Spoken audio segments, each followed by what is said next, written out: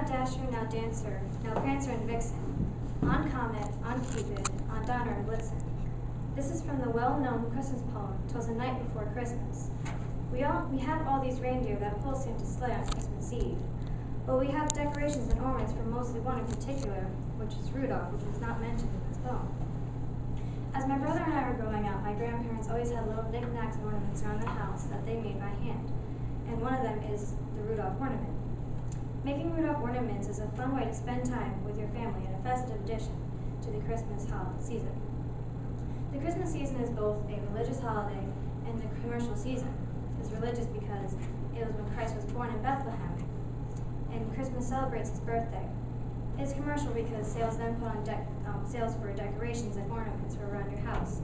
There is toy sales for young children who have been good all year long for Santa Claus to bring toys to. And there are new clothes sales, stocking stuffers, and of course new electronic gifts that come out throughout the year. To make your own Rudolph ornament, you will need clothespins, hot glue, or any type of hot glue that will be strong enough to hold the clothespins together, pom-pom balls, 2 googly eyes, and a permanent marker. To make it, you will have to take 3 clothespins and hot glue them together to make a reindeer shape. Then you would take the pom-poms. The red one you would glue onto the front for the nose, and the white you would glue onto the back for the tail.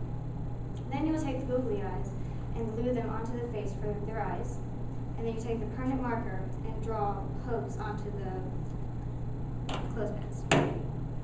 You can also use a regular brown pom-pom instead of a red one for it to be a regular reindeer. Some history about evergreen trees before it became popular for Christmas was that evergreen trees were believed to keep away evil spirits, such as witches, ghosts, and illness.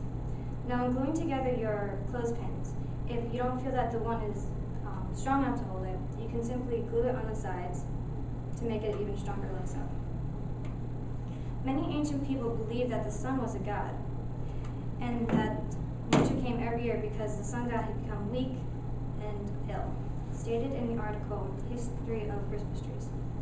These ancient humans lived in the northern hemisphere and believed this was happening on the winter solstice, which was December 21st.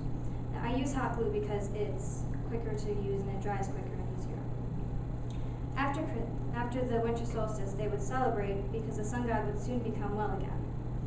The evergreen boughs reminded them of how the sun god will soon become well again and that the green plants will start to grow. Some past traditions for Christmas is, in England, an Englishman, John Carlett Horsley, started the tradition of sending Christmas cards in the 1830s. In Australia, because it's in the southern hemisphere, Christmas is celebrated during the summertime, so therefore, their Christmas is celebrated sometimes on the beach, outdoor barbecues, and with family and friends. They do also have family gatherings, obviously, and they do share gifts. It has also been known to reach 100 degrees and higher on Christmas Day. The Germans were the first one to decorate their Christmas trees in Pennsylvania. In 1848, the first American newspaper carried a picture of a Christmas tree, and the custom nearly spread to every home in just a few years, as stated on history.com. They would always decorate their Christmas trees on the winter solstice. When gluing your eyes onto your reindeer, make sure to not use too much glue because when you press the eyes down, then they will show around the eyes. After Prince Albert married Queen Victoria of England, Christmas trees then were introduced into England. All this information came from history.com. My own family tradition, I am Hungarian, so after we open our gifts and we're still sitting around the Christmas tree talking, and after the gift wrapping fights have ended, my grandmother will go into the kitchen with her apron on, and she will fill it up with candy, coins, and nuts. Then she will come back into the room and throw it on the floor saying, pizza, pizza, which basically means, come chickens, get some chicken feed.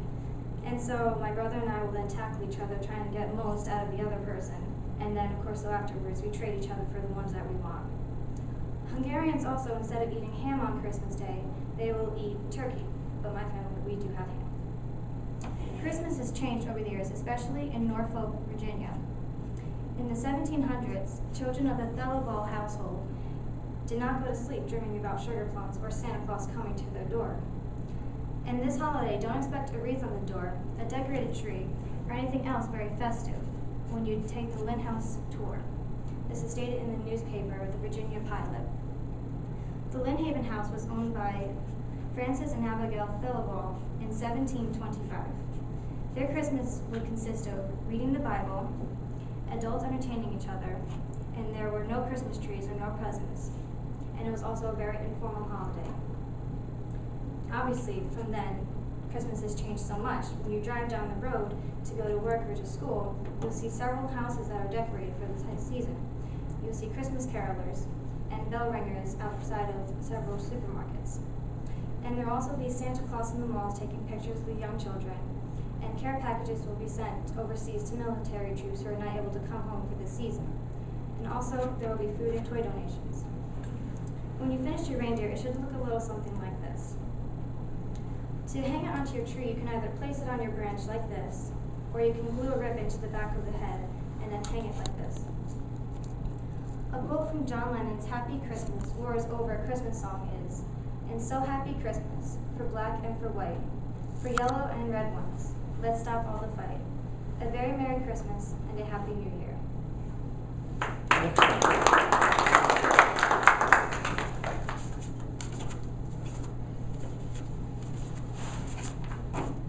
Okay, next presenter, please.